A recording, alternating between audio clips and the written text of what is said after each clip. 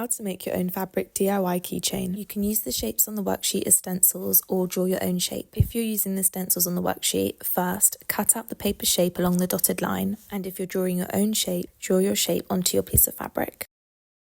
Choose the fabric you want to use for the front and pin your shape. I'd pin it in the corner so you can use as much fabric as possible. And when you're pinning, make sure the fabric is flat underneath. Cut out the fabric around the pin down shape, or if you drew your own shape, cut along that line. This is the front of the charm. Pin the front of the charm onto another piece of fabric to cut out the back. You want to have the right side of the fabric, which is the most pattern side, not this whitey fused side, visible on the outsides of both shapes. So have the wrong side, the whitey fused part, touching each other when you cut it out. Pin the front and back together with the right sides visible. Cut your thread to about the length of your arm and carefully twist it so you have 3 strands. This will make the needle way easier to thread and mean you've got more thread to use. Tie a knot at one end of the thread. I do a double knot, so I do 2 knots on top of each other.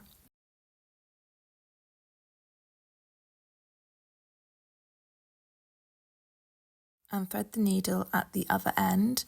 When I sew, I make sure that I only sew with 3 strands. This will make your stitches way neater. So when you're stitching, make sure that this shorter tail end continues to get shorter and that you're only stitching with half the thread at the time. Another tip would be to make sure you don't run out of thread.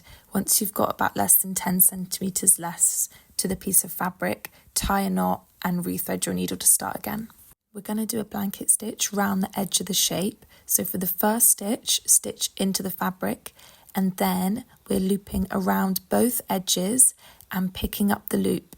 So you push the needle in front to back of the fabric shape, pull it through, and then pick up the loop with the needle.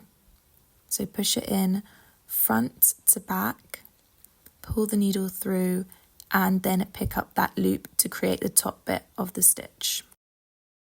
I'd try and do the stitch about ½ centimetre in, don't do it too close to the edge, and turn it over as you stitch to make sure that you're catching in the backside.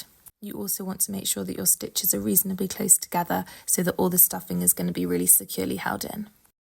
When you're 3/4 of the way round, you want to stop to put in the stuffing. I use tweezers because it makes it easier to put it in, but you don't need to do this. Add in the stuffing to the shape. I do a little bit so it's puffy but not like bursting at the seams. And then we need to finish stitching up the gap. Again, just do a blanket stitch around the edge to make sure it's all really secure, and then I use my fingers to pinch across the edge to make sure none of the stuffing comes out as I stitch along.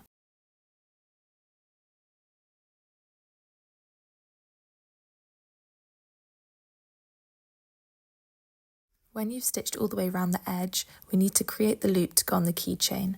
I do this with the thread by wrapping it around my finger and then stitching a knot at the bottom of the loop to secure it.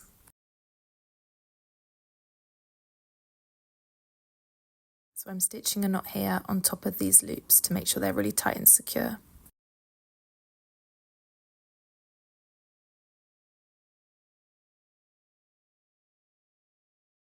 You can thread the loop onto one of the keychains or just leave it as it is and attach it to something different.